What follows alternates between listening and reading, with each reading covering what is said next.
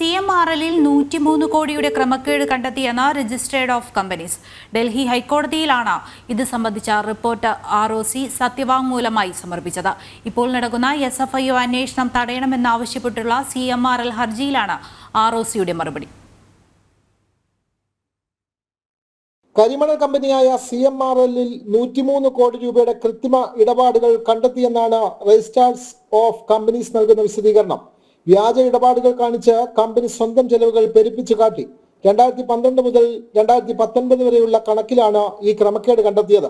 ക്രമക്കേടിന് കൃത്യമായ തെളിവുകളുണ്ടെന്നും ദില്ലി ഹൈക്കോടതിയിൽ നൽകിയ സത്യവാങ്മൂലത്തിൽ ROC വ്യക്തമാക്കി. ഇതുമൂലം നിലവിൽ CMRL നേരിടുന്ന SFIO അന്വേഷണം ചോദ്യം ചെയ്യാനാവില്ല. കേന്ദ്ര അന്വേഷണ ഏജൻസിയായ SFIOയ്ക്ക് വേണ്ടിയാണ് ROC മറുപടി നൽകിയത്. മുഖ്യമന്ത്രിക്കും മകൾ വീണ വിജയനുമെതിരെ നടക്കുന്ന മാസപ്പടി കേസിൽ SFIO അന്വേഷണത്തിന്റെ ഭാഗമായാണ് റിപ്പോർട്ട് സമർപ്പിച്ചത്.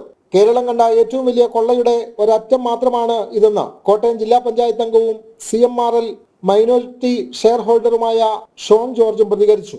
പുറത്തു വന്നത് തന്റെ ആരോപണങ്ങൾ ശരിവെക്കുന്ന വിവരങ്ങളാണെന്ന് കോൺഗ്രസ് MLA മാത്യു കുഴൽനാടനും ചൂണ്ടിക്കാട്ടി. അതേസമയം CMRL എക്സാലോജിക് ഇടപാട് സംബന്ധിച്ച് അന്വേഷണ ആവശ്യം വിജിലൻസ് കോടതി തള്ളിയതിനെതിരെ മാത്യു കുഴൽനാടൻ ഹൈക്കോടതിയെ സമീപിച്ചു. അപ്പീൽ തിങ്കളാഴ്ച പരിഗണിക്കും.